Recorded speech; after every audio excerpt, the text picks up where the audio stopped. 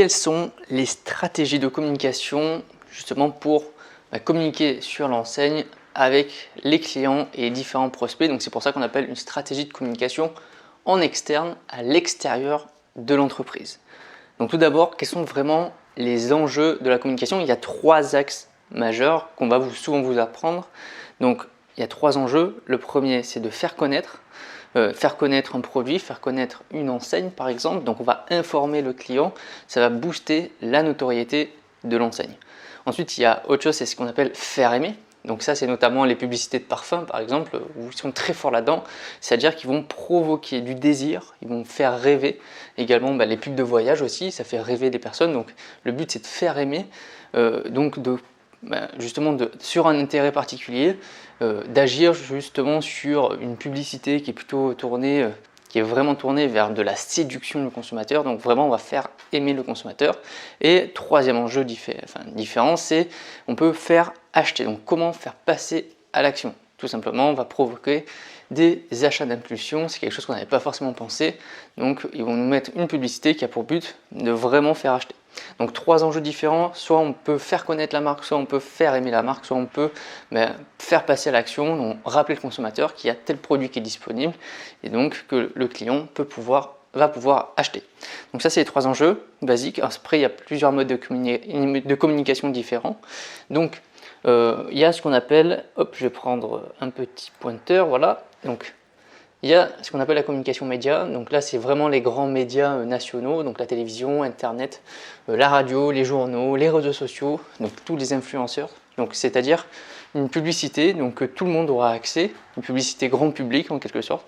Donc bien sûr, ce sont des publicités qui coûtent cher parce que quand on fait ce type de publicité, on peut toucher un nombre potentiel de personnes qui est très élevé. Et donc forcément, les annonceurs ils vont faire payer plein pot le fait de faire exposer l'entreprise de manière plus importante.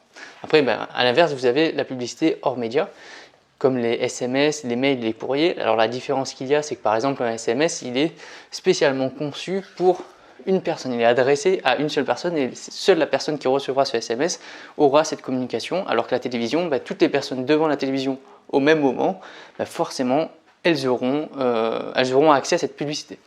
Après, il y a ce qu'on appelle le sponsoring. Donc, c'est un moyen justement en sponsorisant des événements associatifs, des événements sportifs notamment, ou des événements sur la commune. Donc, on va justement soit apporter un certain budget, on va financer quelque chose de l'organisation. En échange, on aura la possibilité d'avoir sur le site ou sur une bannière les logos justement de l'entreprise pour montrer que l'entreprise a participé à cet événement.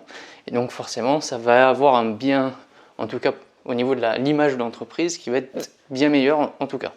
Donc ça, c'est une première chose. Et on a ce qu'on appelle aussi les ISA, donc, ou les ISA, tout simplement, c'est les imprimés sans adresse, c'est-à-dire que un flyer, par exemple, on va imprimer et qu'on va les distribuer dans n'importe quelle boîte aux lettres qu'on va passer devant. Donc il n'y a pas d'adresse postale sur la personne, sur le flyer, donc du coup c'est pas adressé en particulier à une personne. Par contre, on va les distribuer dans la rue ou dans les boîtes aux lettres directement. Donc c'est un moyen de faire connaître une marque ou un produit, faire la communication.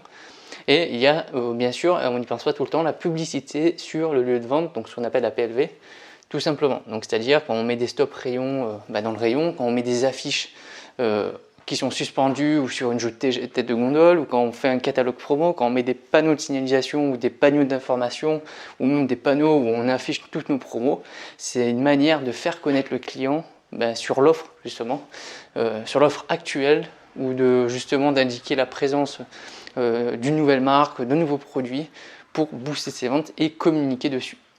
Après, il y a 2 stratégies possibles pour la communication. Il y a la stratégie pull et la stratégie push. Donc la stratégie pull, tout simplement, c'est le client qui va aller rechercher le produit dans le magasin. Donc là, c'est principalement fait à l'aide de la publicité média. C'est-à-dire que le client il va voir une publicité sur internet ou à la télévision, il aura vu le produit et donc il va se rendre directement au magasin pour aller acheter le produit. Donc c'est le client qui vient grâce à la publicité directement au magasin. La deuxième stratégie, c'est la stratégie push. C'est une stratégie qui est complètement différente parce qu'en fait c'est le vendeur qui va suggérer le produit au client. Donc par exemple, il y a des marques qui vont payer des distributeurs pour mettre en avant leurs produits.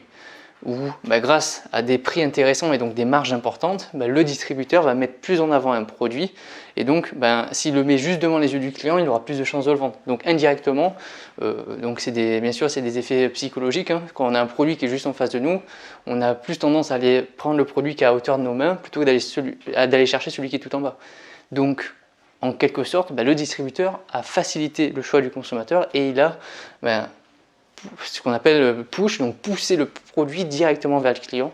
C'est une deuxième stratégie.